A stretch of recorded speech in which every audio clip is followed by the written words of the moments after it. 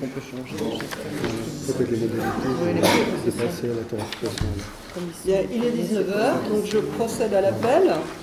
Bonsoir à tous, enfin, je vous ai tous salués déjà. Françoise Lefebvre, donc présente. Rémi Zandron. Présent. Nicole Gaget. Présente. Jean-Claude Rollinger. Présent. Evelyne Grignon. Présente. Dominique de Vandeville est excusée, donne pouvoir à Nicole Gaget. Daniela Kitescu est excusée et donne pouvoir à Madame Grignon. Christophe Fries est excusé et donne pouvoir à Rémi Zandron. Elisabeth Leculer. Mehdi Mebarek. Présent. Catherine Vijoux est excusée et donne pouvoir à Jean-Claude Rollinger. Noël Aubry. Présent. Laurigane Célin. Gilles Baucher. Présent. Claudine Couder est excusée et donne pouvoir à Françoise Lefebvre. Marie-Angélique Picard est excusée et donne pouvoir à Monsieur Picard. Kébir Machrat est excusée et donne pouvoir à Madame Berthaud. Jean-Philippe Picard. Présent. Brigitte Chambéron-Berthaud. Présente. Le quorum étant atteint, la séance est ouverte. Secrétaire de séance, Monsieur Mebarek, Monsieur Aubry. On l'organise. Très bien. Non, c'est Madame Célin. C'est Madame Célin, c'est la plus jeune. Madame Célin, Monsieur Aubry. Tiens, ça J'ai change. toujours l'habitude, en fait. Voilà, c'était par habitude. Point numéro 1, approbation du procès-verbal de la séance du 17 novembre 2022. Est-ce qu'il y a des commentaires? Non, donc nous passons au vote. Qui est contre? Qui s'abstient? Qui approuve? Qui est pour? Donc, approbation à l'unanimité. Point numéro 2. Compte rendu des décisions prises par le maire. 3 décisions ont été prises après avis favorable de la commission d'appel d'offres. Première décision, la numéro 2022-05 du 21 novembre 2022, concernant le nettoyage des bâtiments communaux.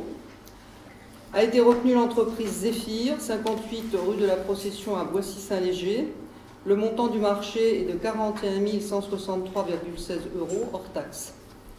Deuxième décision, numéro 2022-06 du 21 novembre 2022, concernant la création d'une salle de classe. A été retenue l'entreprise Destas et Crèbe, 64 avenue de la Gare à Itteville, et le montant du marché est de 145 963,70 € hors taxe. Troisième décision, la numéro 2022-07 du 21 novembre 2022, concernant l'entretien des espaces verts communaux, a été retenue l'entreprise Idéverdé à Emerinville pour un montant de 85 982,96 € hors taxe. Est-ce qu'il y a des questions? Non. Donc le Conseil prend acte. Point numéro 3, convention de mise à disposition d'agents de la police intercommunale. La police intercommunale est actuellement limitée au transport. Les élus communautaires ont souhaité étendre les missions de cette police à celle d'une police municipale au bénéfice des communes qui le souhaitent. Je rappelle que le conseil municipal de Rubel, par délibération numéro 2022-05 du 29 janvier 2022, a donné un avis favorable au recrutement par le président de la CMVS de policiers municipaux. J'interromps le conseil municipal pour donner la parole aux deux messieurs qui sont là-bas. Monsieur Serge Durand, qui est élu au mai et qui est aussi conseiller délégué à la sécurité à la communauté d'agglomération Melun-Val-de-Seine, et monsieur Eric Messaoud, qui est aussi chef de la police du Mai, chef de la police intercommunale des transports actuellement, et qui va devenir le chef de la police intercommunale tout court.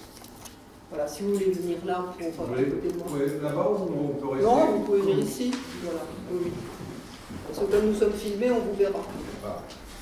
Je me rapproche et ça te plaît. Voilà.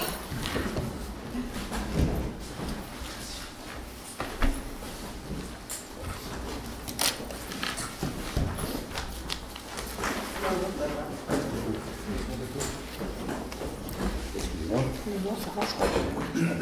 Non, non, c'est très bien. Ça va? Vous n'êtes pas trop sérieux? Non, non, ça va, merci beaucoup.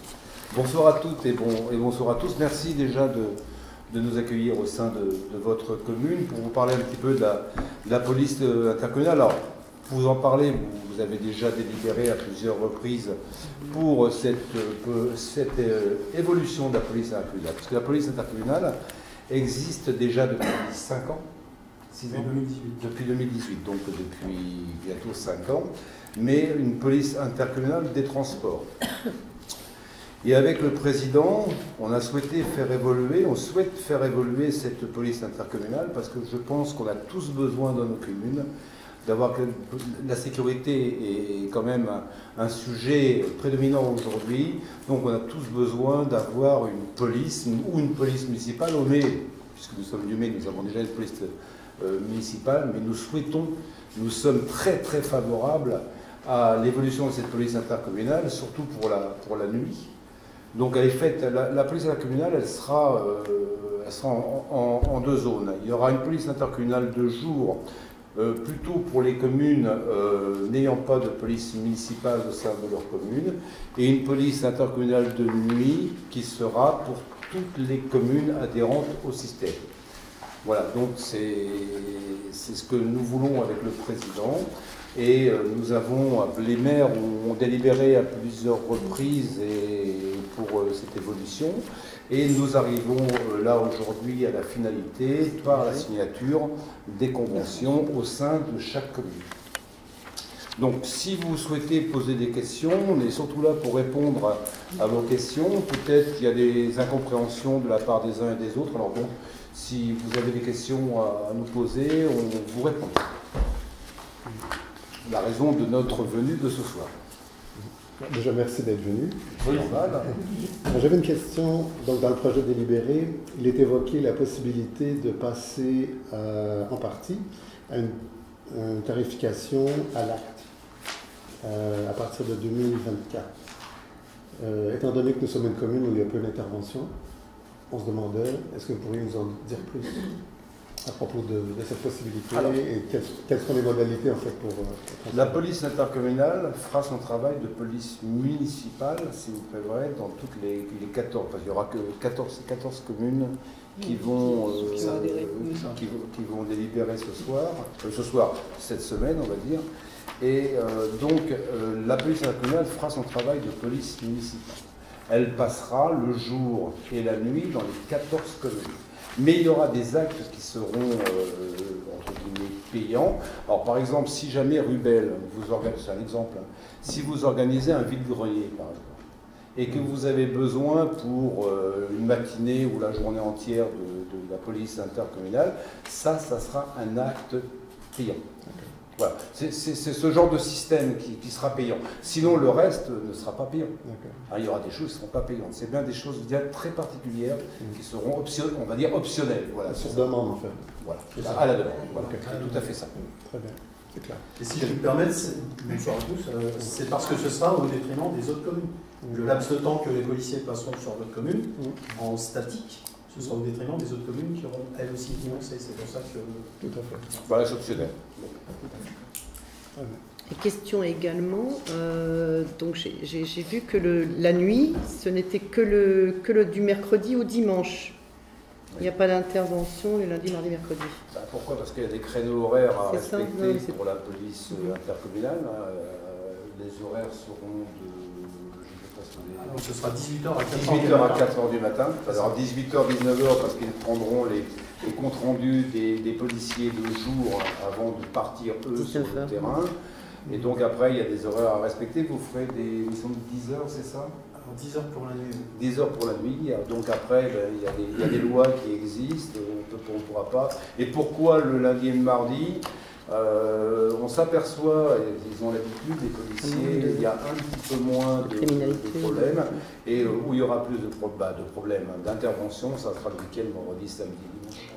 Et puis aussi vous dire que l'on s'est réuni avec Serge Durand, M. Kamen, le directeur général de la communauté d'agglomération de la Val-de-Seine, et les élus en charge de la sécurité, et lesquels nous ont fait remonter que les problèmes étaient plus récurrents en fin de semaine. En fin de semaine. Et c'est là où ils avaient besoin d'un apport de policiers pour sécuriser les communes. Vous avez des communes, des petites communes, c'est pas péjoratif ce que je dis, hein, comme Seine-Port par exemple. Seine-Port, eux, ils ont beaucoup plus besoin de la police intercommunale, d'une police, le week-end, parce que les gens viennent en bord de Seine, et c'est là qu'il y a malheureusement les nuisances. Alors juste peut-être préciser qu'à terme, lorsqu'on aura fini le recrutement, on disposera de 3 binômes de jour qui fonctionneront de 10h à 18h et 3 trinômes de nuit qui, eux, patrouilleront, comme l'a indiqué Serge Durand, de 18h à 4h du matin. Donc ce sont des trinômes de 2, hein, oui, des binômes, des binômes et des trinômes la nuit. Un binôme le jour, trinôme la nuit. 3 binômes de jour et 3 trinômes de nuit. Avec des maîtres chiens la nuit. On tient absolument qu'il y ait des maîtres chiens, ça sécurise beaucoup plus les policiers, donc il y aura des maîtres chiens, on va prendre des brigades cynophiles. Et l'interaction avec le 17? Alors, Eric Messaoud va vous répondre pourquoi le 17. Il a fallu choisir un numéro de téléphone. On s'est dit que si on prenait un numéro de téléphone, rien que pour la police intercommunale, ils vont être débordés par les appels, ils vont être saturés. Que le 17, c'est eux qui vont faire le tri sur les urgences. C'est eux qui enverront et qui voilà, vous préviendront. sur les appels prioritaires. Voilà. Au-delà de ça, le 17 nous fera réquisition, mais aussi les maires des communes. Les maires des communes aussi. Hein. Les élus à la sécurité et les élus d'astreinte. Il y aura un numéro de téléphone dédié aux élus, aux maires des communes et aux élus à la sécurité, en cas de gros problèmes, que ce soit en direct avec la police intercommunale. Et sinon, le reste, ça sera le 17. Alors sachez que nous sommes déjà engagés, Madame le maire pourra peut-être en parler, mais nous sommes déjà engagés sur notre commune, en appui de votre ASVP, puisqu'on est déjà intervenu à de multiples reprises, et du reste, j'en profite, Madame le maire, pour vous dire que l'on a interpellé avant-hier un individu, vous allez être destinataire du rapport, qui maltraitait son chien sur la commune, et on l'a présenté à un officier de police judiciaire, et il a été placé en garde à vue. Un agent de sécurité. C'est une bonne chose. Un agent de sécurité. Au niveau de la protection des animaux, c'est une bonne chose. Il y aura des rapports, quand la police intercommunale plénière sera mise en route, il y aura des rapports systématiques tous les jours au maire ou au maire des communes où il y a eu les passages des policiers. Il y aura un rapport tous les jours. Voilà. En fin de nuit, en fin de vacation, les maires seront avisés en direct. Ce qui s'est passé dans leur commune. Voilà. Ce sera un écrit qui sera envoyé par mail au maire de la commune. Voilà. Parce que quand une police intercommunale intervient sur la commune, c'est l'autorité du maire de la commune. Il faut savoir ça. Il faut savoir. Oui, est-ce que vous pourriez préciser les limites d'intervention en fait, dans le type d'acte, c'est-à-dire ce que vous faites, ce que vous ne faites pas, qui va revenir à la police nationale ou on ne fait rien dans certains cas. Est-ce que vous pourriez préciser un petit peu le champ d'intervention? Le champ d'intervention, il est, et vous l'aurez peut-être remarqué au fur et à mesure du temps, les missions qui sont dédiées à la police municipale, elles sont exponentielles aujourd'hui. Oui. Parce que, alors je vous le dis comme je le pense et comme on le constate au quotidien, mais les forces étatiques, donc, que ce soit la police nationale ou la gendarmerie, n'ont plus les moyens de juguler toutes les problématiques. Et je prends l'exemple du mai ou celui de la police intercommunale des transports. Moi je dis que le paradoxe, quand je suis rentré au mai le 1er mai 1986 à la police municipale, c'est que nous appelions la police nationale en renfort de nos effectifs, et aujourd'hui on assiste à l'inversion de la situation. C'est-à-dire que la police nationale nous fait réquisition pour intervenir en assistance de ses effectifs ou en lieu et place de ses effectifs. Voilà. Aujourd'hui, nos missions elles sont plus que vastes et variées, puisqu'on peut intervenir pour des missions qui sont plus anodines, comme le chien errant trouvé sur la voie publique, jusqu'aux différents familiaux, les différents conjugaux, les violences intrafamiliales, les sinistres. Ce matin sur le Mai, on est intervenu sur un feu d'appartement, des troubles à l'ordre public, des chahuts, des ameutements, des violences, des rixes, ou pour sécuriser certaines manifestations. Aujourd'hui, le panel, il est plus qu'important. Vous aurez noté qu'on a fait le choix à la Cambès comme au Mai, les élus ont fait le choix d'armer les policiers. C'est-à-dire que les missions qui s'offrent à nous, elles sont encore plus larges du fait que nous sommes armés. Voilà, demain, on peut même intervenir sur quelqu'un qui se serait, voilà, qui serait armé et, dans le cadre qui serait menaçant sur le public. Nous sommes, et on le constate au quotidien, les primo-intervenants sur bon nombre de situations, et à ce titre, on se doit d'intervenir rapidement pour éviter toute problématique. On ne va pas se cacher la face, hein. La police nationale, il y a des engagements de plus en plus importants sur la police nationale. Ce n'est pas un désengagement comme on peut l'entendre. Ils ont tellement de missions la nuit et très peu d'effectifs, parce qu'ils ont une circonscription qui est très vaste à la police nationale. La nuit, ils sont que 2, voire 3 équipages, je crois. Oui, deux équipages à la nuit on a pour 31 communes. Donc ils sont obligés de faire appel à la police municipale. Mais comme les polices municipales de l'agglomération, on parlait que de l'agglomération des 8 communes, il y a 8 communes sur l'agglomération de la Val-de-Seine qui ont une police municipale. Donc c'est 8 communes, mais celle qui termine le plus tard, c'est Melun. Elle doit 1h ou 2h du matin. Donc le reste du temps, il va falloir qu'il y ait... Et c'est important vis-à-vis de nos administrés et tous, parce que d'avoir une police supplémentaire, c'est très très important. Et au-delà de ça, la journée pourra être un appui en matière de police administrative. C'est-à-dire toutes les procédures d'urbanisme, etc., on pourra les reprendre à notre compte ou venir en soutien des employés de votre commune pour les aider à pallier ces problématiques, à juguler ces problématiques. Voilà, ça c'est important aussi. Si vous voulez, il y a les deux volets, il y a la police administrative et la police judiciaire. Bien sûr qu'on va intervenir dans le cadre de la sécurisation de votre commune, on interviendra et on interpellera le cas échéant les personnes qui se seront rendues coupables d'actes délictueux, mais au-delà de ça, on sera aussi un appui en matière de police administrative. Et ça, on a le savoir-faire, puisque moi-même, je travaille sur la commune du Mai depuis 36 ans, je vous l'ai dit. Donc, voilà. Déjà. Des dépôts de plainte, des choses comme ça. Alors, la police municipale n'est pas habilitée à prendre les plaintes. Pas encore. Voilà. Mais par contre, on pourra prendre des mains courantes. On a à notre actif, on a inscrit au budget l'acquisition d'un cinomètre, d'un éthylotest, donc on pourra faire aussi des contrôles routiers sur votre commune, des contrôles de vitesse, des contrôles alcoolémie, et on pourra aussi endiguer toutes les problématiques que vous connaîtrez dans bon nombre de domaines. Est-ce qu'il y a d'autres questions? Est-ce qu'il y a une articulation avec la gendarmerie nationale?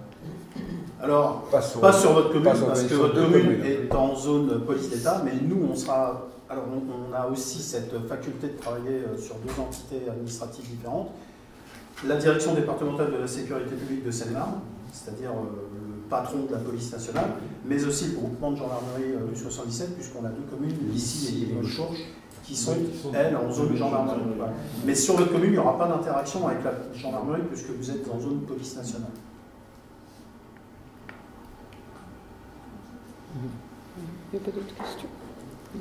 Non, merci. Alors, juste vous dire peut-être, si vous me permettez. Pardon. Non, je dis j'ai d'autres questions sur le sujet, mais qui ne vous concernent pas, puisque c'est concernant le contrat lui-même, le coût, etc. Donc, je sais pas. Bah si, ça nous concerne quand même. Je voulais juste vous dire en aparté. On a fait des études à la CAMES, un policier municipal, annuellement, ça coûte 50 au minimum. Oui, mais c'est ce qui est mentionné. 55 000 €. Ouais. Allez-y, madame, si on peut vous répondre. Non, voilà. On est bien d'accord, de toute façon, on l'avait voté, hein, sur le principe, on est parfaitement d'accord. C'est simplement quand on voit les contributions financières, si vous voulez, et qu'on voit que les communes de 2854 est maintenant plus nombreux, le coût pour le jour, pour la police municipale de jour, c'est 60 888, ce qui représente, c'est nous qui supportons le maximum de coûts par rapport aux autres communes, qui parfois sont plus étendues que nous. Donc là, c'est basé sur la population. C'est basé sur le nombre d'habitants. Sur le nombre d'habitants, non pas sur la superficie. Non, du tout. Parce qu'on n'a pas de police municipale. Et c'est vrai que, voilà. Oui, c'est basé sur le nombre d'habitants. Mais il faut savoir que l'agglomération, vous savez qu'il y a 6 communes qui ne rentrent pas dans le dispositif. J'ai vu. Je vais vous les citer, il n'y a pas à se cacher, il y a Boissette, Thierry. Bon, ils vont rentrer, mais pour l'instant ils ne rentrent pas, mais c'est quand même l'agglomération qui prend à sa charge le fait que ces communes ne rentrent pas. Je sais, moi, oui. C'est important. C'est ça, la question en fait, c'est est-ce que vous anticipez que les communes qui n'y sont pas y rentrent vont oui, tout à fait. Y entrer, c'est pas un nom qu'ils dans ont 2 dit. ans, dans 3 C'est pas ans. un nom. Ils se sont. Non, c'est pas du tout un nom. D'accord. Ouais. Et non, parce que, et puis la question était, comme beaucoup de communes, on va avoir une vidéosurveillance, on va être équipé de vidéosurveillance à partir de l'an prochain, l'année suivante. Donc, est-ce que, du coup, il y a un besoin, est-ce qu'il y a vraiment un besoin d'une police Alors, c'est deux choses différentes, et merci madame Non, mais voilà. Merci madame d'aborder le sujet de Parce que ça aussi, ça représente un coût pour les communes de s'équiper. Oui, tout à fait. Dans le projet d'évolution de la police intercommunale, il y a également un deuxième sujet qui viendra rapidement également, c'est la création d'un CSUI, Centre de supervision urbain intercommunal, que toutes les caméras des 20 communes puissent aller sur un seul lieu, qui est qui sera peut-être le centre de supervision urbain de Melun, qui peut encore accueillir beaucoup plus de caméras, sans avoir le moindre recours, c'est ça, moindre recours technique. Mais de toute façon, la police intercommunale et le centre de supervision, l'un va pas sans l'autre. Là, je vais laisser parler le professionnel, c'est pas moi. De toute façon, ils arrivent à résoudre des problèmes grâce à la vidéosurveillance. Voilà. Mais la vidéoprotection tout seul ne pourra pas faire le travail. Donc là, va pas sans l'autre. Il faut les deux. Aujourd'hui, il faut les deux. Voilà. Pour reprendre ce que disait M. Durand, pardon. Sur le mai, les élus ont fait le choix d'un CSU, c'est-à-dire qu'on dispose de 32 caméras, avec une qualité d'image exceptionnelle, puisqu'on est sur le mode de la fibre optique, de nuit comme de jour, et puis après, il y a des choses qu'on peut y adjoindre, comme des caméras qui lisent les plaques d'immatriculation des véhicules, des caméras 360 degrés, c'est-à-dire qu'avant, on avait le commencement d'une infraction, et au moment où ça allait cogner, boum, la caméra tournait. Voilà. Aujourd'hui, on filme à 360 degrés, et sur ces 360 degrés, on peut venir identifier un individu en zoomant, un véhicule, etc. Nous, le choix qu'on a fait, c'est celui de l'exploitation d'images a posteriori, c'est-à-dire qu'on enregistre les images et quand on a un fait qui nous est signalé, on a des réquisitions judiciaires qui nous sont adressées et on va visionner les images. Enfin, on les visionne quand on les extrait, on les communique. Voilà. Aujourd'hui, la problématique, elle réside dans le fait que certains individus malfaisants ont compris la chose et ils se cagoulent. Voilà. Là, on sera, nous, on table sur une chose, ce seront nos yeux, les caméras, et on table réellement, comme le disait Sergent, sur l'intervention en flagrance. C'est-à-dire que demain, on a un individu dans la rue qui est en train de dégrader des véhicules ou de cambrioler un domicile. Si on le voit, on sera immédiatement avisé, on se déplacera et on pourra, le cas échéant, interpeller en flagrant délit. Le cadre d'intervention des policiers municipaux, c'est la flagrance. Nous n'avons pas le droit, nous, aux investigations, on ne peut pas investiguer, on intervient dans le cadre du flagrant délit. Et à ce titre, les caméras, pour ma part, c'est réellement indispensable. Sur le mai, avec nos images a posteriori, on a réussi déjà à élucider des tas d'affaires. Notamment, vous n'êtes pas sans savoir, comme le dit très justement Serge Durand, qu'on a eu beaucoup de rixes entre jeunes de notre commune et d'autres communes. Et en fait, on a pu anticiper des déplacements parce que Serge Durand avait donné pour instruction, il m'avait donné pour instruction que dans ces moments de tension, on laisse un collègue derrière les caméras. Et on a pu anticiper des déplacements, on a pu interpeller des individus armés, voilà. Et c'est réellement un outil indispensable.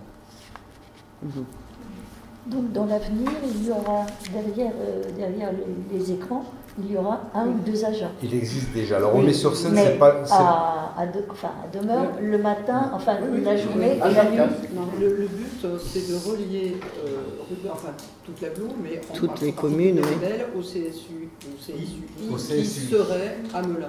Enfin, il est à Melun. Mais pour répondre à Melun, et là, il y a des policiers municipaux qui sont en permanence. Il y a des opérateurs 24 sur 24. C'est ça. Mais c'est pas le choix qu'on a fait. Non, mais après, simplement le choix. Terme, il y aura des opérateurs. Aujourd'hui à Melun, vous avez déjà des opérateurs 24 sur 24. D'accord. Et on restera à Melun, si jamais c'est à Melun que se fait le CSUI, il y aura des opérateurs qui seront 24 sur 24 derrière les caméras. Et derrière les Alors, il faut que vous sachiez que ces vidéo-opérateurs, ce ne sont pas des policiers municipaux, ce sont des vidéo-opérateurs. Ils sont en lien avec les équipages de terrain Et en temps réel, il donne l'information aux équipages pour les faire converger et intervenir rapidement. Okay. Et on arrive à juguler du trafic de stupéfiants, des agressions diverses et variées, des dégradations, etc. Et pour ma part, c'est un outil, je pense que c'est un outil indispensable. Alors on a un peu dévié de la police communale, mais c'était pour répondre à Madame. Oui, ça viendra. C'est pas demain, mais ça peut venir rapidement. C'est la deuxième phase de la police. On n'a pas, j'ai pas encore la date exacte. La date la plus lointaine. Je vous donnerai pas. On va se raccorder à un CSUI. Oui. Pour l'instant, je préfère. On va finir notre police. On va finir notre projet de police intercommunale qui est pour le début 2023. Et après, dans la suite, on va tout de suite revenir sur le CSUI. Parce que là, je vous dis, là, on va pas sortir. Mais vous donnez une date ce soir, madame, je raconterai des bêtises et je n'ai pas envie d'en raconter. Il faut que les caméras soient installées par les communes. Voilà. Ah ben, c'est le choix qui sera fait, de toute façon. Hein. C'est pas l'agglomération qui va payer les caméras pour toutes les villes. Et donc là, c'est un contrat de 4 ans. Oui, madame. Jusqu'à la fin du mois. Et on ne peut pas le dénoncer. On peut en sortir, mais il faut payer. C'est ce que c'était le. C'est dans le contrat. Oui, c'est un contrat de 4 ans. Jusqu'à la fin du mandat. Hein. C'est ça. Mais c'est très important vis-à-vis de nous, je suis le premier adjoint à Villeneuve-sur-Seine. Ce qu'on entend beaucoup par nos administrés aujourd'hui, c'est la sécurité. Avant, il y a quelques années, c'était pas prioritaire. Aujourd'hui, c'est devenu prioritaire. Tout évolue malheureusement pas dans le bon sens. Il est bien évident que la délinquance se déplacera là où il n'y a pas de sécurité prévue, pas de police, pas de vidéoprotection. On l'a déjà, Éric Messaoud avec la police intercommunale des transports qui interviennent sur toute l'agglomération, s'aperçoit que aussi bien Rubel que Voisenon, on commence à voir des problèmes de délinquance, puisqu'on a forcément des déplacements de population délinquante qui vont là où il y a moins de quadrillage qui est généré qui est effectué par les forces de police. Normal. Bah oui. Voilà, avez-vous d'autres questions? Parce que je vais représenter le même sujet sur scène. C'est chez vous une répétition. C'est chez vous. Chez nous, C'est chez vous. Chez moi, chez nous. Très bien. Non. Non, il n'y a plus de questions. Messieurs, dames. Merci beaucoup. Merci de votre accueil. Merci de vous exposer le sujet. C'est beaucoup plus clair. Voilà. S'il faut dire que si la convention n'est pas signée, le Rubel ne pourra pas, les villes qui ne signent pas la convention. Je voulais simplement dire une petite chose. Si jamais les conventions ne sont pas signées par une commune, cette commune ne pourra pas rentrer dans le dispositif et ne pourra plus prétendre à l'intervention même de la police actuelle, jusqu'à début 2023 bien sûr, mais après elles ne rentreront pas dans le dispositif, donc plus d'intervention de la police intercommunale. À part d'un gros problème, c'est différent. Ah non, il ne pourra pas, monsieur Jean. Il y a un problème légal qui, en fait, si une mairie ne signe pas la convention, on n'aura pas l'autorisation d'intervenir en armes et en tenue sur oui, c'est ça. Et légalement, on ne pourra pas intervenir.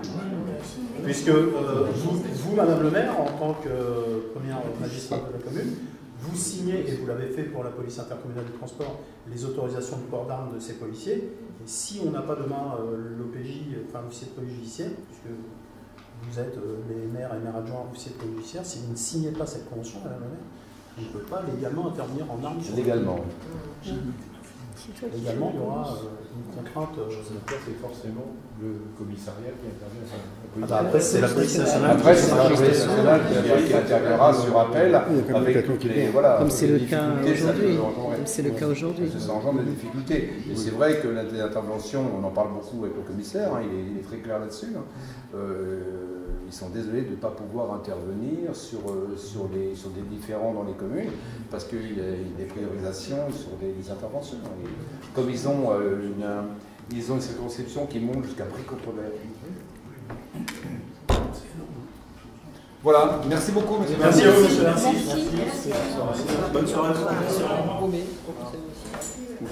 Très bien. Donc je rouvre la séance. Donc je voudrais ajouter que la commission de sécurité s'est réunie le 8 décembre et n'a pas émis d'avis défavorable. Donc effectivement, le coût jour pour Rubel est de 60 885 € et le coût nuit 5 250 €, ce qui fait 66 135 € pour 2023. Ensuite, le coût augmentera et passera à 73 483 €.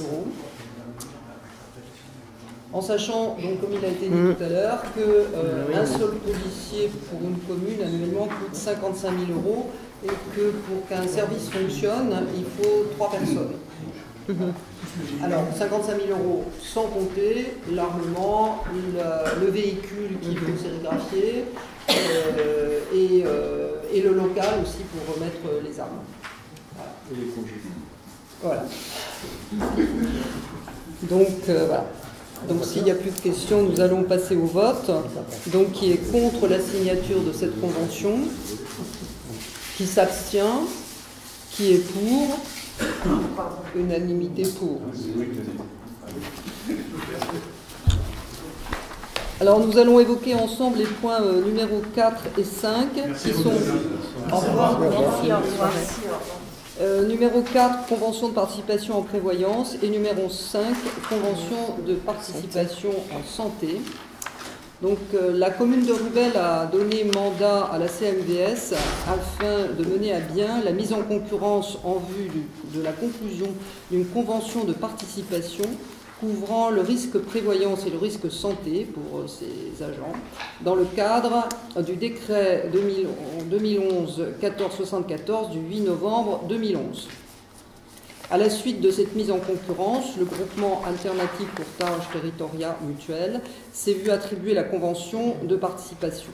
Donc je vais à nouveau interrompre le conseil pour donner la parole à M. Twiza qui va nous exposer les termes de cette convention. Bonsoir à tous. Bonsoir. Merci. Merci de m'accueillir ce soir. Donc, quelques éléments par rapport à ces deux conventions. Donc, comme vous le précisiez, donc c'est bien une consultation qui a été réalisée donc par la communauté d'agglomération à laquelle vous aviez donné mandat donc en 2019 et consultation qui a donné en résultat donc une convention santé et prévoyance qui a été retenue en groupement par notre cabinet Alternative Courtage et l'assureur Territoria Mutuelle. Donc moi je représente le cabinet Alternative Courtage de ce groupement. Quelques précisions sur ces contrats. Donc ces conventions de participation ont des durées de marché de 6 ans. Donc cette convention ayant débuté au 1er janvier 2020, vous pouvez la rejoindre sans aucun souci, mais ce contrat se terminera le 31 décembre 2025 dans tous les cas, puisque c'est un marché d'une durée de 6 ans et qu'une remise en concurrence sera certainement observée pour qu'un nouveau contrat puisse prendre le relais. Au niveau du dispositif de prévoyance, on est donc sur une formule, donc ces deux contrats, une précision, sont à adhésion facultative pour les agents. Il n'y a aucune obligation des agents d'adhérer à ces dispositifs-là. Pour autant, c'est des contrats qui ont été négociés en groupe, donc on a des conditions tarifaires qui, normalement, sont plus favorables que sur des contrats de prévoyance ou des contrats santé que les agents pourraient avoir à titre individuel auprès de leur assureur. Et surtout, il y a un encadrement tarifaire qui est piloté par le groupement qui fait que le contrat n'augmente pas tous les ans de 5 ou 10% comme on peut observer sur de la prévoyance ou de la santé, puisqu'il y a un cadrage, c'est l'intérêt de la mutualisation et donc un équilibre technique est observé sur la durée de la convention. Donc c'est l'assurance pour vos agents, normalement, d'avoir des contrats qui ne sont pas révisés tous les ans, comme ils peuvent l'observer sur leur propre contrat individuel, que ce soit de prévoyance ou de santé. Au niveau de la prévoyance, on est donc sur un contrat qui offre une formule de base qui les protège pour les absences de raisons de santé et cette formule de base peut être renforcée au choix des agents pour se protéger contre l'incapacité, l'invalidité ou le décès. Ce contrat de prévoyance, une fois qu'il est mis en place, il y a un délai de stage. Les agents ont 12 mois pour adhérer à ce contrat sans subir de restrictions. S'ils se manifestent au-delà de ce délai de 12 mois, ils subissent un délai de stage, c'est-à-dire que s'ils adhèrent au-delà des 12 mois mis en place dans la collectivité, ils subissent un délai de stage de 12 mois. Mais c'est ce qu'on observe régulièrement sur ces contrats santé, sur ces contrats de prévoyance, pardon, puisqu'il a été fait le choix dans la consultation qu'il n'y a pas de questionnaire médical à l'adhésion. Donc tous les agents sont les bienvenus sur ce dispositif-là, même si aujourd'hui ils ont un contrat de prévoyance avec une pathologie exclue par leur assureur individuel, ils peuvent rejoindre le contrat, cette pathologie ne sera pas exclue, il faut simplement être en activité normale de service au moment où le contrat va être mis en place dans la collectivité. Et le deuxième contrat qui porte sur la santé, donc on est sur un dispositif qui a 4 niveaux de protection, si je puis dire, puisque par rapport à la prévoyance vient caler au droit statutaire qui est commun pour tout le monde, enfin pour chaque statut. La santé, eh bien, il y a 4 niveaux puisqu'on n'a pas tous les mêmes besoins, donc ce qui permet à l'agent de se protéger en fonction de ses besoins spécifiques, de protéger sa famille également parce qu'il peut rejoindre également, et donc il y a une tarification qui s'adapte en fonction de ses niveaux de protection et en fonction de la formule qui sera retenue par l'agent. En santé, depuis une évolution réglementaire sur la résiliation infra-annuelle au 1er décembre 2020, un agent peut résilier son contrat, enfin tout assuré social français peut résilier son contrat santé à n'importe quel moment, au-delà de 12 mois d'ancienneté sur son contrat. Donc techniquement, les agents peuvent rejoindre ce contrat santé à n'importe quel moment, dès qu'ils disposent de plus de 12 mois d'ancienneté. Il n'y a pas de restriction d'accès comme sur la prévoyance, comme je vous le précisais auparavant, juste sur le point d'avant. Et donc votre collectivité aspire à mettre en place donc, ces 2 conventions avec une participation telle que vous l'avez prévu à hauteur de 7 € sur la prévoyance et 15 € sur la santé, qui permettrait donc d'être d'ores et déjà en adéquation avec les décrets qui sont parus dernièrement en ce début d'année, qui tentent à rendre obligatoire la participation financière pour les collectivités en prévoyance avec un minimum de 7 € attendu au 1er janvier 2025 et en santé un minimum de 15 € attendu au 1er janvier 2026. Voilà ce que je pouvais vous partager en résumé un petit peu sur ces 2 conventions. Et ça couvre l'intégralité de la famille, c'est-à-dire qu'il y ait un couple avec des enfants ou c'est par... Alors sur la santé, effectivement, oui, vous avez plusieurs formules. Soit j'y adhère seul, soit j'y adhère un adulte et un enfant, ou soit j'y adhère en formule famille, 2 adultes, 2 enfants ou plus. Donc là, le montant diffère. Ah bien sûr, oui, il y a une tarification, bien évidemment. Ça, c'est de base. Ah non, la participation, vous parlez de la participation, commune. elle est de 15 € minimum. Après, c'est vous qui faites le choix de la participation, mais la participation est versée à l'agent en activité et elle n'est pas fonction de sa situation familiale. Autant pour moi, je pensais que vous demandiez des précisions sur le niveau de garantie de la santé, pas sur la participation. Vous avez évoqué le fait que vous n'allez pas soumettre les agents à un questionnaire de santé. Oui. Mais est-ce que l'âge, est-ce que vous avez une tarification basée en fonction de l'âge? Alors, non, pas du tout. C'est l'intérêt d'une convention de participation. Ça permet d'éviter ce qu'on observe bien évidemment sur les contrats individuels. Certains assureurs ne permettent plus l'accès au contrat de prévoyance à partir d'un certain âge ou ont une tarification adaptée à l'âge.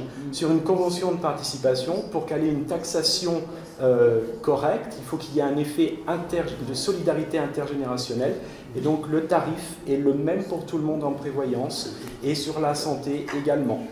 Ce contrat de santé, par rapport à l'âge, justement, ça me fait penser que ce contrat santé est également ouvert aux anciens agents de la collectivité.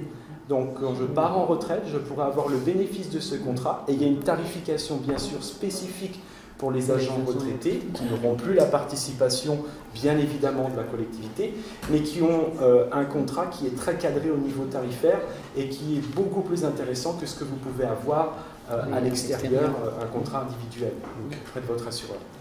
Et pour les anciens agents, est-ce que la durée elle est plafonnée ou est-ce que c'est indéterminé?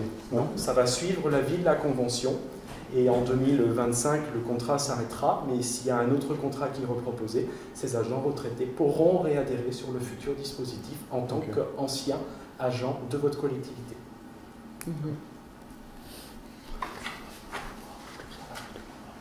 Merci. Merci à vous. Il n'y a pas d'autres questions? Non. Alors, Monsieur Tuzin, merci, Merci de vous à avoir exposé aussi clairement ces deux conventions. Je vous en prie. Merci à vous. Au revoir. Donc, je rouvre la séance. Donc, j'ajouterai que l'avis préalable et obligatoire du comité technique du centre de gestion a été réputé favorable. Donc, s'il n'y a pas d'autres questions, on va passer au vote. Donc, nous allons faire deux votes. Un pour l'adhésion à la convention prévoyance et un autre pour l'adhésion à la santé. Donc, premier vote. Qui est contre l'adhésion à la convention prévoyance? Personne. Qui s'abstient? Personne. Qui est pour? Donc, unanimité pour.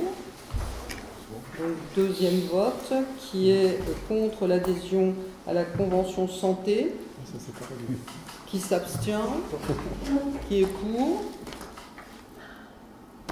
Voilà, unanimité pour. Merci, monsieur. Au revoir, monsieur. Point numéro 6, qui concerne la convention territoriale globale, qui est proposée par la CAF. La convention territoriale globale représente le cadre contractuel qui définit une politique favorisant la vie des familles autour d'objectifs généraux que sont la petite enfance, l'enfance-jeunesse, la parentalité, l'animation à la vie sociale, l'accueil et l'information des publics, l'accès aux droits, le logement et le cadre de vie. Cette convention, signée entre la CAF et la communauté d'agglomération Melun-Val-de-Seine et les 20 communes membres, vise à définir le projet stratégique global du territoire à l'égard des familles et les modalités de mise en œuvre. Est-ce qu'il y a des questions ?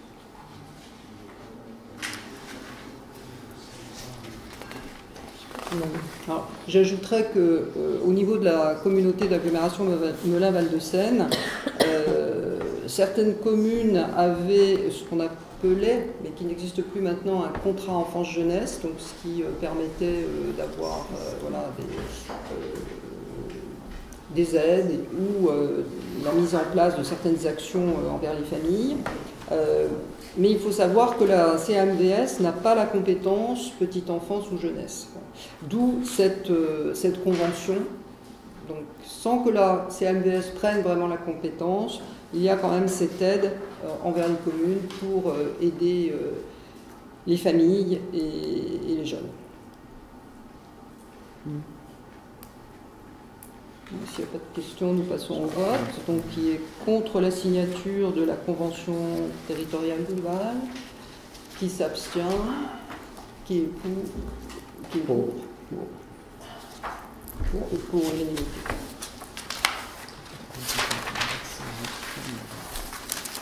Point numéro 7, autorisation spéciale pour le mandatement des dépenses d'investissement avant le vote du budget 2023. Donc nous faisons chaque année.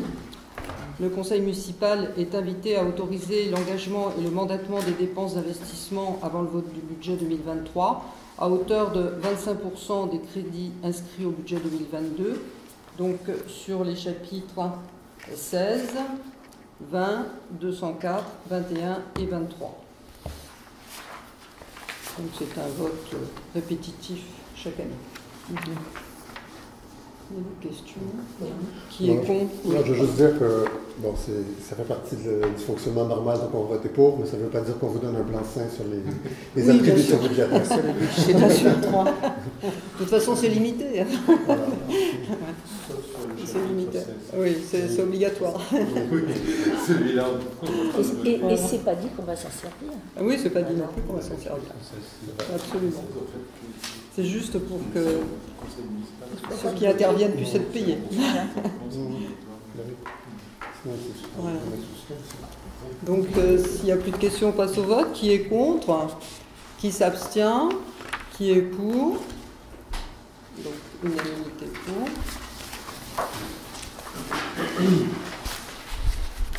Point numéro 8, adoption du règlement budgétaire et financier. Donc la commune de Rubel a choisi d'appliquer la nomenclature M57 au 1er janvier 2023, donc nomenclature qui deviendra obligatoire en 2024. Cette nomenclature prévoit l'instauration d'un règlement budgétaire et financier qui est valable pour la durée de la mandature. Donc il n'est pas obligatoire pour les communes de moins de 3500 habitants, mais il est très fortement recommandé lorsqu'on passe en M57. Il a pour objet de préciser les règles comptables et financières qui s'imposent à la préparation des actes administratifs. Et il compte 7 parties. Une première partie, c'est le cadre juridique du budget communal. Deuxième partie, exécution budgétaire. Titre 3, les régies. Titre 4, la gestion pluriannuelle. Titre 5, les provisions. Titre 6, l'actif et le passif. Titre 7, le contrôle des collectivités territoriales exercées par la Cour des comptes. Et ce règlement évoluera en fonction des modifications législatives et réglementaires et des modalités internes de la commune. Est-ce qu'il y a des questions?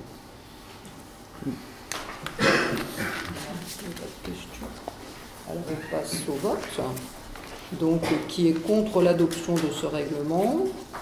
Qui s'abstient? Qui est pour? Unanimité pour.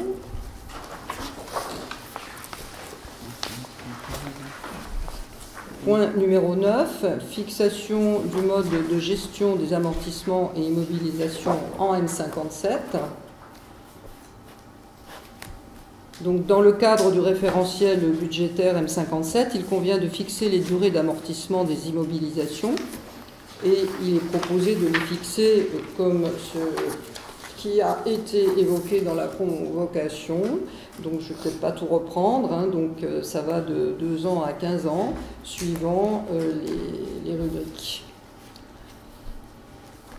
La méthode de calcul de l'amortissement pour chaque catégorie d'immobilisation se fera au prorata temporis à compter de la date de la mise en service.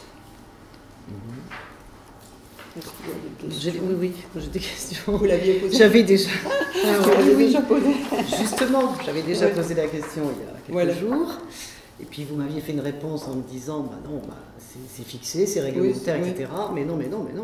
J'ai vérifié quand même, parce que c'est un peu.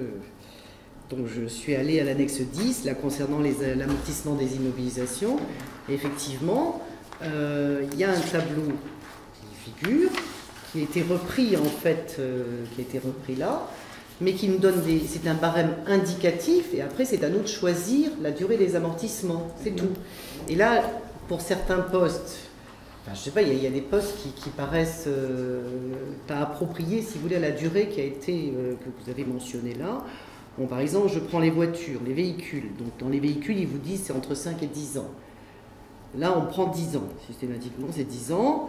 Bon, sachant que sur des véhicules électriques, on a des batteries qui ont une durée de vie à peu près de, maximum 6 ans, 6-7 ans. Bon, un amortissement à 10 ans, je sais pas, ça me paraît pas... voilà.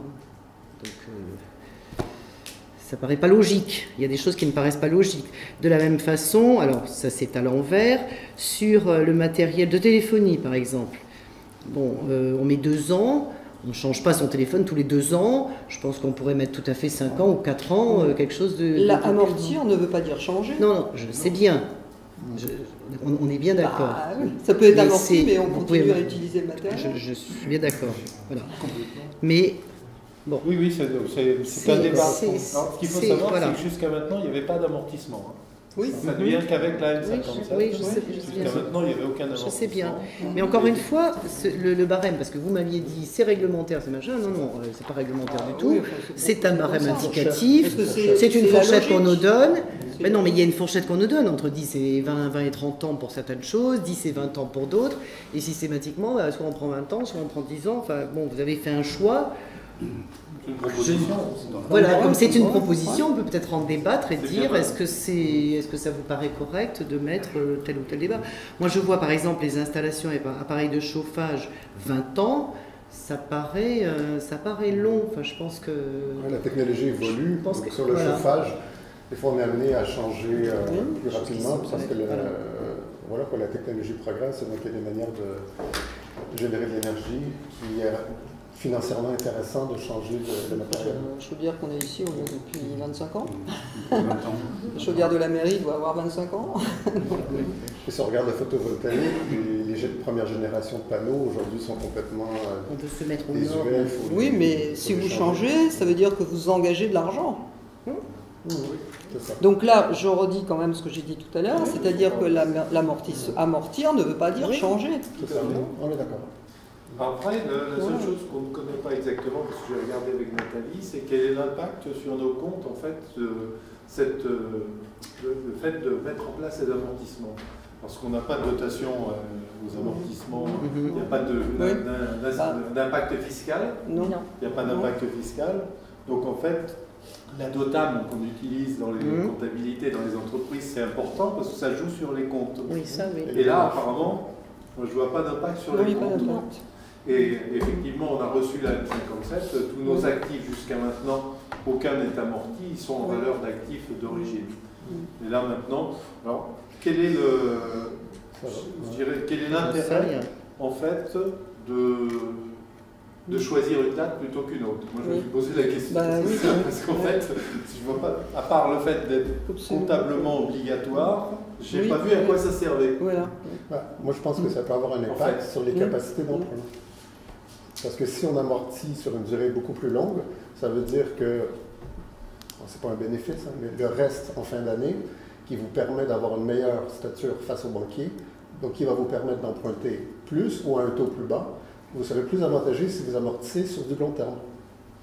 Donc je crois que l'impact, il est là.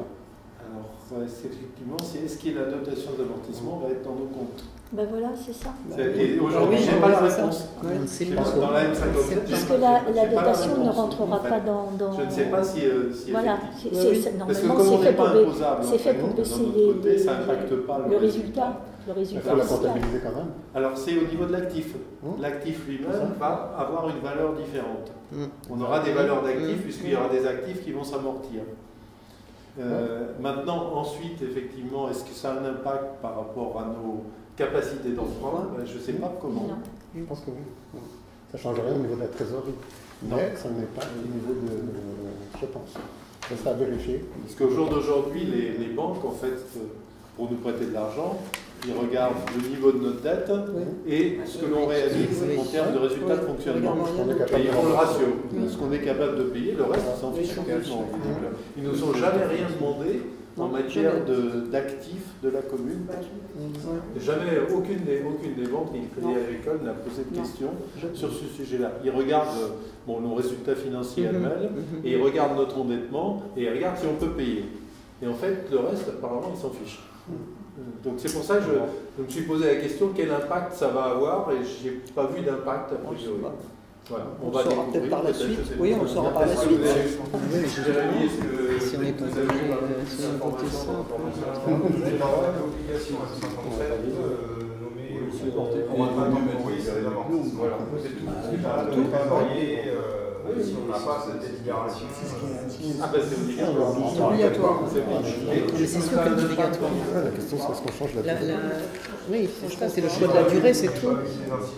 Moi j'ai pas vu d'incidence non plus au niveau de ton réglementairement, vous avez des délais. Voilà. Alors en fait on peut mettre ce qu'on veut, c'est un accord. C'est ça, c'est ce que je dis. Donc pourquoi ça plutôt que d'autres? Voilà. Moi, à la rigueur, le trésorier pourrait dire derrière. Mais c'est pas figé. On a des. En toute façon, ça ne fera pas d'incidence. Parce que ce soit les thermopompes ou les photovoltaïques, je pense que 20 ans, je suis vraiment très très loin. Ça paraît bien. Bah, écoutez, je vous propose d'adopter ce tableau. Donc on va passer au vote. Qui est contre l'adoption? Qui s'abstient? Donc 4 abstentions. Et qui est pour? Donc le reste.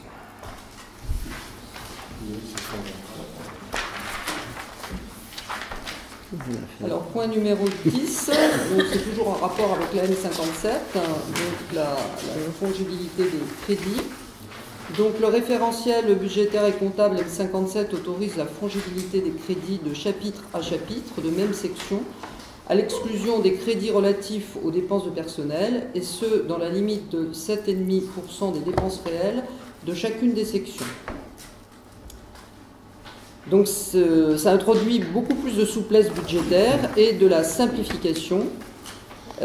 Donc ça évitera de faire des décisions modificatives pour passer d'un chapitre à chapitre. Et donc ça permet aussi de répondre plus rapidement aux besoins de la commune. Est-ce qu'il y a des questions sur cette fongibilité des crédits? Il n'y a pas de questions. Alors on passe au vote. Qui est contre?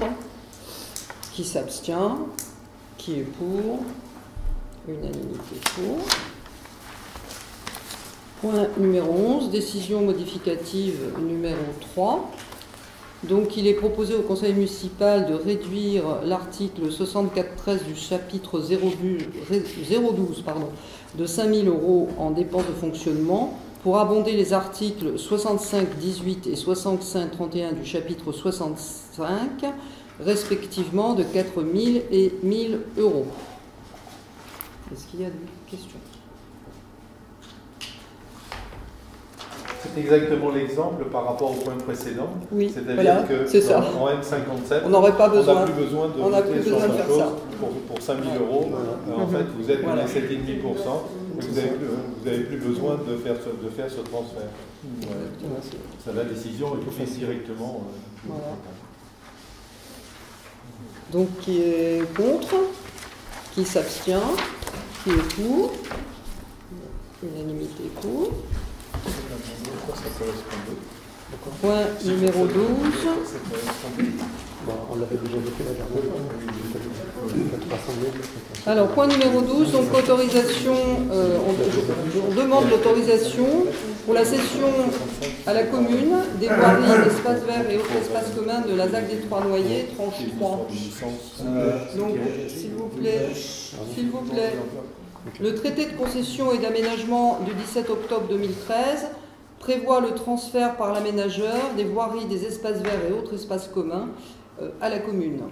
La première tranche a déjà été retrocédée le 12 décembre 2019. Le transfert aujourd'hui concerne la tranche 3 de la zone d'aménagement concertée des Trois-Noyers.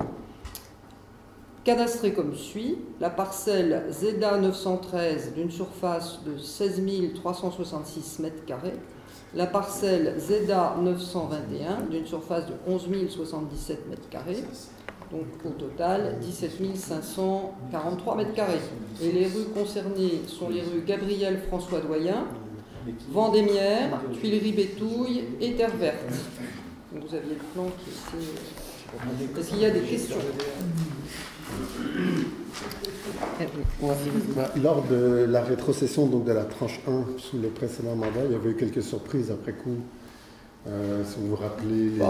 Pas trop après coup, c'était surtout au niveau de l'assainissement. Mais ça, c'était pas... Et aussi sur les espaces verts, je crois qu'il y avait les cailloux qui n'avaient pas été compactés. Donc ça voulait dire qu'on ne pouvait pas, en interne, tourner la pelouse, il fallait externaliser. Ah non, c'est pas du tout pour ça qu'on a externalisé.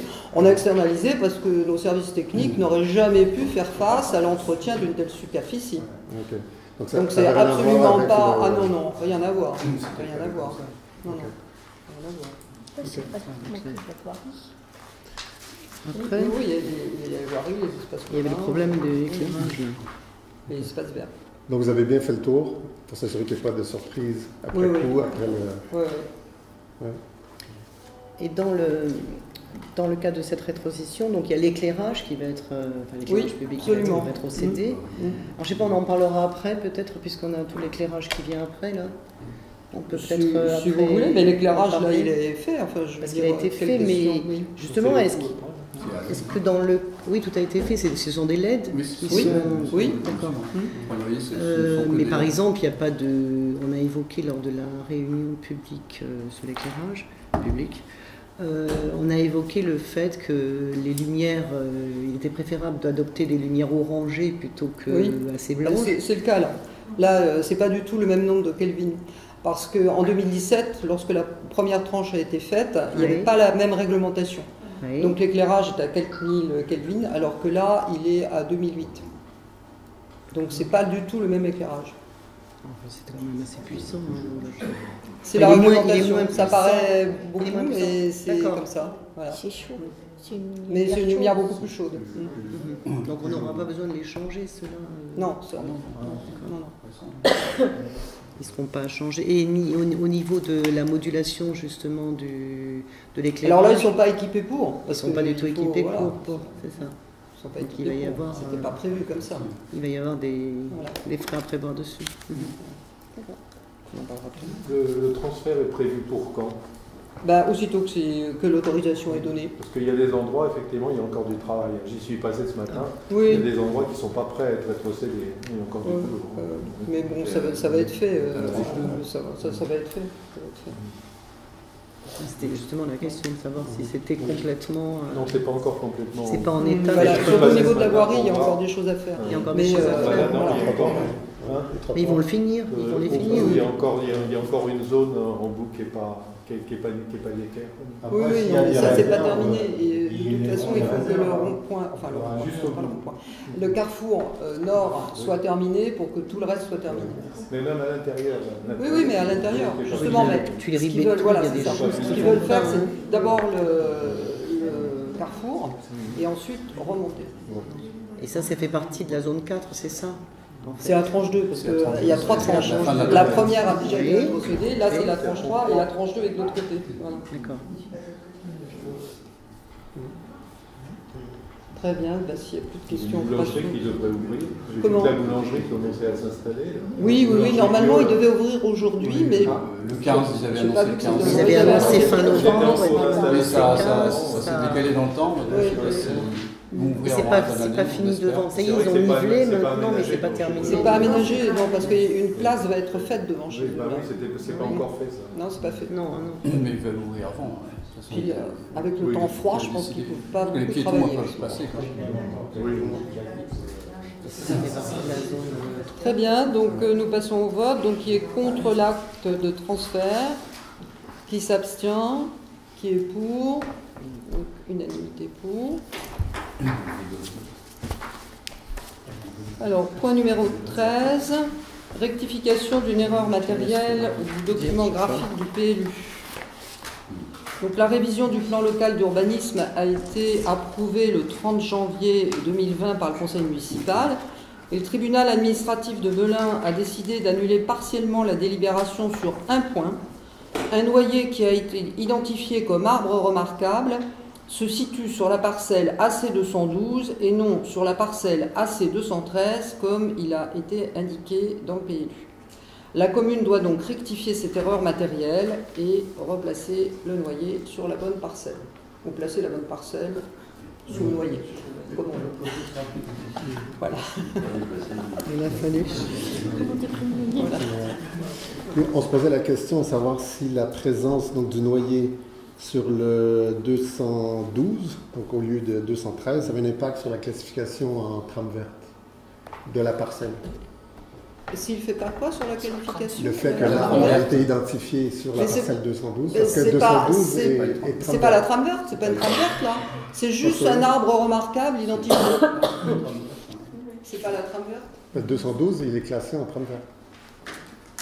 Donc je me demandais s'il y a un lien, le fait que cet arbre soit là, est-ce que c'est ce qui a fait que déclenché le fait que... Non, mais le noyer, il n'est pas sur la trame verte. Hein.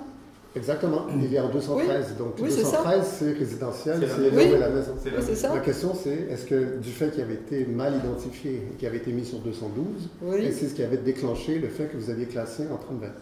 Non, pas du tout. C'est indépendant. On peut très bien prendre un arbre n'importe où, et dire cet arbre-là est très beau et on veut le protéger, et on le classe en arbre remarquable. Mais même s'il n'est pas sur une trame verte, il peut être classé arbre remarquable. Donc vous avez pris la décision de mettre cette parcelle et celle qui est de l'autre côté en trame verte complètement indépendamment des arbres. Indépendamment du noyer. Oui. Okay. Absolument. Donc on passe au vote. Qui est contre la rectification? Qui s'abstient? Qui est pour? Pour l'unanimité.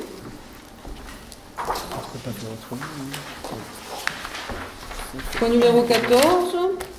Autorisation de déposer une demande de subvention pour les fonds européens. Alors, dans le cadre de la AAC-IT, je dirai tout à l'heure ce que c'est, pour la biodiversité, ainsi qu'auprès de la région Île-de-France, dans le cadre de l'AMI, relatif à la restauration des continuités écologiques terrestres. Les fonds européens peuvent être sollicités pour obtenir une subvention dans le cadre de l'appel à candidature des investissements territoriaux intégrés pour la biodiversité. Peuvent être aussi sollicités des fonds de la région Île-de-France dans le cadre de l'appel à manifestation d'intérêt relatif à la restauration des continuités écologiques terrestres. Et le projet est sur 2023-2025. L'objectif est d'assurer une continuité écologique entre la route de Meaux qui sera végétalisée, le faubourg des Trois-Noyers avec le bois de la Mare et le parc Saint-Exupéry, avec un abaissement de puissance des éclairages publics, l'abattage et le remplacement d'arbres et la végétalisation des espaces.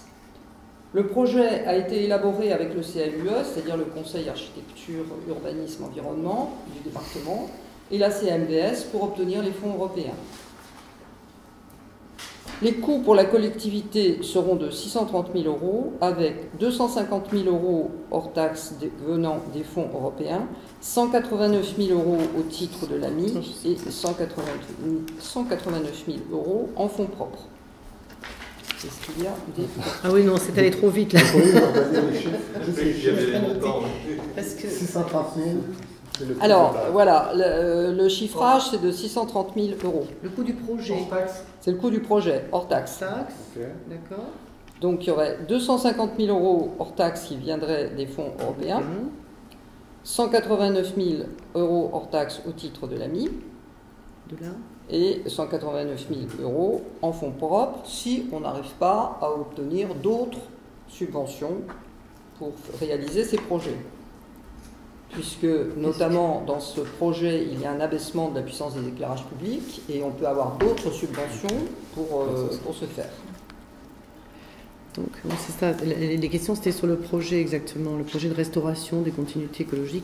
Donc, c'est sur le parc Saint-Exupéry. Alors, on peut partir de Saint-Exupéry, oui, effectivement, parce qu'il y a beaucoup d'arbres qui sont tombés au parc Saint-Exupéry, ou qui sont malades, qui sont en mauvais état. Donc, il faut en abattre, mais en replanter aussi, parce qu'il n'est pas question d'abandonner ce parc. Il y a une continuité écologique entre ce parc et le bois de la Mare, qui se trouve derrière la place Henry, en quelque sorte, voilà, où là aussi des arbres ont été maltraités par certaines tempêtes, donc il faut en replanter. Et ensuite, donc, il y a la continuité écologique avec l'allée royale et puis le Chantiboost. Et on revient sur la route de Meaux. Et là, l'ambition, c'est de replanter un alignement d'arbres qui a disparu, puisqu'il y a beaucoup de trous. Et aussi de planter des haies végétales basses pour séparer la route de, je n'ose pas dire du trottoir, mais voilà, du bas-côté. Voilà.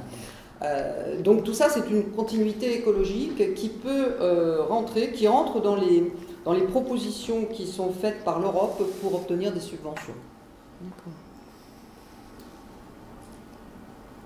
Alors ce dossier n'a pas été fait par nous seuls, parce que c'est très compliqué de faire un dossier et de le présenter pour les fonds européens. Ça passe d'abord par l'agglomération Melun-Val-de-Seine, ensuite par la région et ensuite ça vient à l'Europe. Donc il y a à la CMVS des personnes qui sont dédiées aux recherches de subventions européennes et ce sont ces personnes-là qui remplissent les dossiers. Donc on n'a pas été seul pour présenter, voilà, pas que ça vous paraisse une fantaisie de notre part, c'est quelque chose qui est très solide. Voilà. Non, c'est le chiffrage surtout. Alors le chiffrage, mais comme je vous disais, on peut espérer obtenir, notamment pour l'éclairage, parce qu'il y a la continuité écologique, mais il y a aussi la création de trames sombres ou de trames noires. Et pour ça, on passe par l'éclairage public et la création de trames sombres entre dans la possibilité d'obtenir des subventions à l'Europe, mais aussi ailleurs. Donc voilà. Donc quand je disais et puis là, c'est sur 2023, 24, 25, 3 ans, sur 3 ans. Okay. Et la maîtrise d'œuvre, en fait, c'est la communauté d'agglomération, Alors, la maîtrise d'œuvre, non, c'est pas... Enfin, ça peut, voilà. Mais après, on peut aussi se débrouiller par nous-mêmes pour trouver qui va restaurer tout ça. Voilà. Oui, c'est pas obligatoire que ce soit... C'est pas centralisé. C'est pas obligatoire que ce soit la CMVS. Quand je parlais du chiffrage, je demandais quelle était... vous étiez passé par une entreprise... Enfin, comment ça, c'est une entreprise qui s'est... Il y a eu un appel d'offres? Alors, on a... Non, là, on n'a pas demandé de devis, là, parce qu'il faut présenter le dossier. D'abord, il a fallu le présenter très très vite. Hein, il a fallu le monter en une semaine.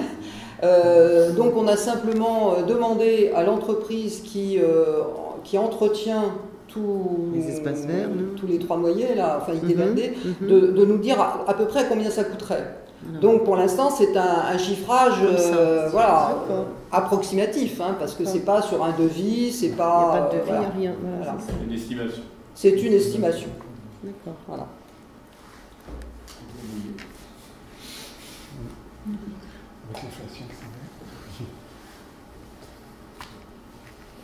Il y a d'autres questions? Non. Donc on va passer au vote. Qui est contre le fait de demander une subvention à l'Europe? Non. Qui s'abstient? Qui est pour?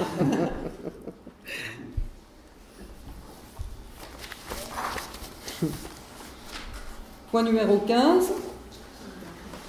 Alors il y a 3 délibérations qui se ressemblent un petit peu, mais il faut bien distinguer. La première, c'est la demande d'autorisation d'inscription de deux opérations dans le contrat de relance et de transition écologique de la CMVS. Donc dans le cadre du contrat de relance et de transition écologique, ou CRTE, il est proposé de déposer 2 dossiers. La création d'un système de vidéoprotection pour la commune de Rubel au titre de la DETR 2023 et l'abaissement de puissance et la modernisation des éclairages publics de la commune au titre de la DECIL de 2023. Donc il est proposé d'inscrire ces 2 opérations dans le CRTE de la CMVS. Alors la vidéoprotection, donc là le chiffre estimé, c'est celui qu'on avait déjà déployé, 468 020 €, donc c'est le coût global, hein, c'est pas un nouveau coût, hein, c'est l'ancien, et l'abaissement de puissance, 170 000 €. Voilà, est-ce qu'il y a des questions? Oui, bon, on ne va pas refaire le débat sur le coût de la vidéoprotection, hein, donc oui. On est d'accord de l'inscrire dans le contrat de relance et de transition, même si on trouve que voilà. c'est un peu cher. Voilà. Voilà. Alors, donc on passe au vote. Donc qui est contre? Qui s'abstient? Qui est pour? Donc unanimité pour. Alors le point numéro 16, donc là on entre dans le détail du CRTE. Donc après le vote des inscriptions de ces actions, il est demandé au Conseil l'autorisation ou non de déposer une demande de subvention auprès de la préfecture de Seine-et-Marne au titre de la DETR, dans le cadre du CRTE, pour le projet de vidéoprotection pour 2023. Donc pour rappel, on a déjà obtenu pour la vidéoprotection 70 000 € du département et 128 000 € de la région. Donc là, le but, c'est d'essayer d'avoir encore une subvention de l'État cette fois. Et donc, on va demander de l'aide à l'État pour un montant de 57 974 € hors taxe. Est-ce qu'il y a des questions? Ouais. Au niveau des statistiques donc, qui sont présentées, là, vous mettez à l'heure actuelle 87% du parc d'éclairage est déjà passé à la LED. Est-ce que ça inclut la... Attendez, là on n'est pas dans la même... c'est la suivante, ça. C'est la 17. Ah, pardon. On est à la 16. D'accord. Donc pour la DETR, donc dotation d'équipement des territoires ruraux, on va passer au vote. Qui est contre cette demande? Qui s'abstient? Qui est pour? Unanimité pour. Point numéro 17, donc demande de subvention dans la DECIL, cette fois, donc la dotation de soutien à l'investissement local. Donc il est demandé au Conseil de déposer une demande de subvention auprès de la préfecture de Seine-et-Marne au titre de la DECIL pour la modernisation de l'éclairage public. Donc pour passer complètement en LED, il nous manque 61 candélabres là, qui ne sont pas en LED. Et donc sur 2 ans, on prévoit de le faire sur 2 ans, 2023-2024.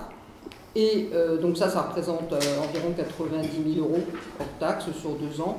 Et l'abaissement de puissance représente, lui, 80 000 €. Donc au total, le coût estimé, à peu près, est 170 000 €. Et on va solliciter une aide de 136 000 € hors taxe. Attends, j'arrive. Donc 90 000, c'est pour uniquement pour le changement. Voilà, c'est estimatif, hein, LED, c'est pas, voilà, 90 000 €. Et 80 000, voilà. c'est le. Et l'abaissement, ce serait 80 000. Le modulaire, voilà. oui, l'éclairage. Donc, je repose ma même question. Donc, les statistiques sur les LED, ça inclut la tranche 3 ou ça inclut pas? La tranche 3 de... Qui va être rétrocédée, qu'on a voté tout à l'heure. Ah, mais c'était déjà équipé en LED, là. Oui, donc ça les inclut. Oui, mais dans les 87%, vous voulez dire? Oui, ça, oui. D'accord. Et la future tranche... Mais même la tranche 1 est en LED, hein. Mais c'est pas les mêmes LED. C'est pas les mêmes. Oui. C'est ça, c'est une autre génération. Oui, c'est ça. Voilà. Ok. Non, je posais la question parce qu'à la rencontre avec les deux ils ont dit moins. monsieur du SDES, ils ont c'est pas parce dit qu'ils ont un logiciel qui s'appelle Géoportail, dans lequel n'est pas mis les 3 noyers. Okay, qui sont en LED. Les mêmes statistiques. Voilà, exactement. Okay. Et là, ça inclut la future tranche aussi des 3 noyers ou pas? Pour la quoi non, là on demande pour passer en LED. Donc, 3 noyers, c'est en LED. Ça, c'est voilà. Et l'abaissement. Pour l'abaissement. Non, là c'est une partie seulement, parce que si on veut abaisser partout, c'est pas 80 000 € qu'il faut, hein, c'est beaucoup plus. Mais c'est ça. Parce que là, ça se fera techniquement. On avait parlé lors de la réunion de 2 choses. Oui. De mettre des commandes en bas. Oui, c'est ça. C'est ça. Oui. Et puis après, il y a sur le tableau des commandes aussi une intervention sur le tableau des commandes. Aux armoires. Sur les armoires des commandes, c'est ça. Alors, il y a certains endroits où il faut même changer les armoires. Une armoire, c'est 700 €. D'accord. Ouais. Et est-ce que j'avais pas entendu qu'il y avait des commandes aussi des fois qui étaient en l'air, là, justement qu'il fallait les mettre au pied? Non, c'est-à-dire sur les anciens. Avec les anciens systèmes. Sur les anciens systèmes. Voilà, il fallait monter au mât pour changer les ampoules. Donc ça coûtait une fortune parce que chaque fois il fallait louer une nacelle pour. C'est ça, oui, voilà. Oui. Maintenant, on peut mettre les commandes au pied de mât. Donc elles n'y sont pas encore, c'est c'est pas encore, c'est ça. C'est dedans, c'est cet équipement-là qui est prévu là. Voilà, c'est ça. De la même façon qu'il faudra équiper les noyers et les 3 noyers aussi. Oui, si on veut moduler encore plus. Mais parce qu'on peut moduler sans mettre des télécommandes en bas. Parce que c'est déjà modulé en 3 noyers, hein, ça se voit pas parce que justement les LED sont anciennes et que ça gêne beaucoup. Mais il y a déjà une modulation. D'accord. Il y a déjà une modulation. Alors là, par contre, aux 3 noyers, donc sur la tranche 1, si on veut mettre les LED nouvelle génération avec un éclairage un petit peu orangé, là, par contre, il faut monter à chaque mât pour changer les ampoules. Là, il n'y a pas le choix. C'est pas les mêmes LED. C'est pas les mêmes LED. Il faut changer. Et là, ça va pas être changé. Ça va être changé quelque part, les lumières orange ou pas? Ou c'est les prochains, ceux qui vont arriver, qui vont être en orange? Où ça? Dans quoi? Aux 3 noyers? Non, dans Rebelle de façon générale. On va voir déjà ce qu'on peut faire, parce que financièrement, ça va être lourd. Donc il est certain qu'il va falloir faire par quartier, par tranche, par... voilà. J'imagine que les prochains LED qui vont être...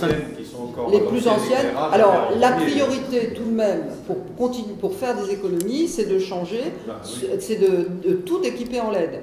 Parce qu'on a encore, par exemple, Boulevard de Gaulle, c'est pas des LED. Et puis, il y a même des endroits où c'est encore des lampes à sodium. Donc ça, il faut absolument qu'on change ça. Et une fois qu'on aura changé ça, on va déjà faire des économies. J'imagine que là, quand on va les changer, on va tout de suite passer aux lumières orange. Oui, bien sûr, c'est obligatoire. Voilà. C'est obligatoire. Nous, on se demandait pourquoi étaler sur 2 ans, étant donné que le reste à charge est assez faible.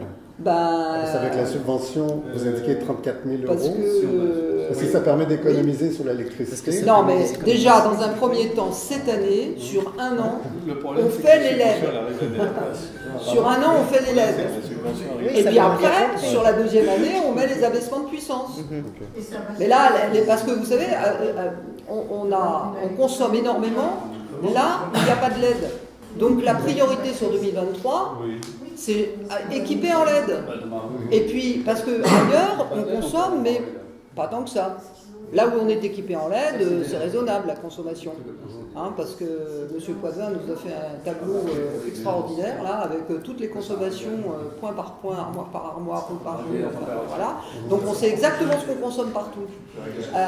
Donc il est moins urgent d'équiper les lampadaires pour un abaissement. D'autant plus qu'il y a certains lampadaires qui sont déjà équipés d'un abaissement. Les récents, par exemple, Route de Meaux, il y a un abaissement. D'accord. Voilà. Donc, c'est pour ça qu'on a mis sur 2 ans, parce que la première année, rien que déjà tout passer en LED, ça va déjà représenter quelque chose d'important. Surtout qu'il y a des mâts qui tiennent plus le coup, hein, qu'il faut changer. Voilà. Alors en plus, à propos de mâts, pour mettre le petit système de modulation, il nous faut obligatoirement des mâts octogonaux. Parce que les petits mâts ronds, on ne peut pas les équiper, ils ne peuvent pas prendre le quillage. Donc on est obligé de changer le mât. Par exemple, c'est le cas rue des Meuniers.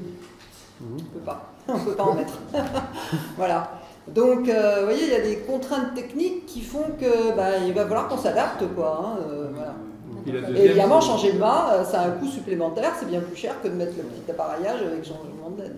Il y a une autre contrainte qui est financière, c'est-à-dire que même si on a une subvention de 80%, il ne faut pas oublier qu'elle rentre que l'année suivante par rapport aux travaux. Donc il faut sortir la trésorerie, la TVA, qui revient, elle, 2 ans après, et la subvention qui arrive qu'un an après. Exactement. Donc on ne peut pas tout faire au démarrage. Il faut vraiment étaler dans le temps pour pouvoir faire une rotation, en fait. Utiliser les subventions des premiers travaux pour payer les seconds, et ainsi de suite. Parce que sinon, on va s'enfoncer au point de vue trésorerie. Oui, exactement. Surtout en 2023, il faut être prudent. Donc, voilà. Une petite question. Je souhaite pas savoir comment ça se passe pour l'entretien. Alors l'entretien, jusque-là, enfin jusqu'au 31 décembre, c'est la société Sobeca qui a été désignée par le SDESM, le syndicat des énergies de Seine-et-Marne, puisque c'est eux qui font les marchés pour trouver l'entreprise qui va entretenir. Et à partir du 1er janvier ou du 2 janvier, ça va être l'entreprise SPI. Et on compte bien que l'entreprise SPI soit plus efficace que Sobeca, parce que Sobeca, c'est pas facile. Pas facile. Pas facile du tout. En tant qu'habitant, on peut directement les contacter ou on doit passer par la Non, il faut passer par nous. Parce que nous, en plus, souvent, on passe par le SDESM. Hein, on ne les contacte pas directement, puisque c'est le SDESM qui commande les travaux. Oui, parce que la mairie a un contrat avec le SDESM. Oui, c'est ça, et on a une convention. Oui, on avait voté. Oui. Mais et justement, SPI, c'est pas directement, c'est le SDESM qui a une convention avec Sobeca. C'est le SDESM qui lance le marché, qui analyse le marché et qui retient l'entreprise la meilleure. Pas toujours, puisque Sobeca, c'était pas terrible. Mais je ne devrais pas venir de nom. Mais enfin, en tout cas, le marché va être différent à partir de janvier. Change de prestataire. Sur le coût de l'électricité, est-ce qu'on a plus de visibilité sur le... Parce qu'on a budgété 60 000 €, je crois. Est-ce qu'on aura une mauvaise surprise ou... Je peux demander à Jérémy s'il a une précision, mais pour l'instant, dans les comptes, on ne voit rien. Non. On n'a pas eu. On attend une facture en janvier. Alors on va voir en janvier si ça a vraiment augmenté. Il n'y a pas eu de communication encore sur les tarifs 2023. Non. Okay. Non, sur les tarifs, non.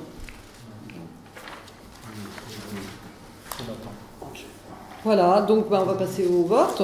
Donc qui est contre cette demande de subvention des CIL? Qui s'abstient? Qui est pour?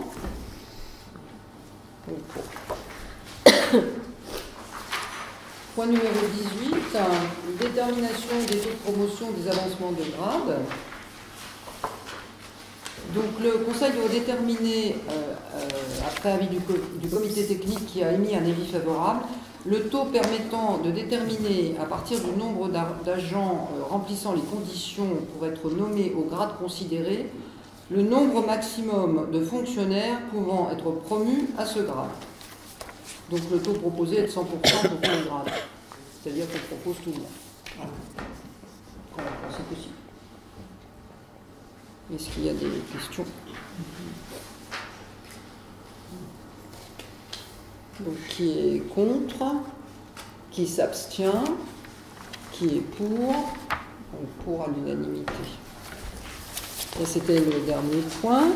Le prochain conseil municipal aura lieu le 12 janvier, le jeudi 12 janvier à 19h. Voilà. Et puis, comme je l'annonçais hier, la population rebelloise est maintenant à 3095 habitants. Voilà.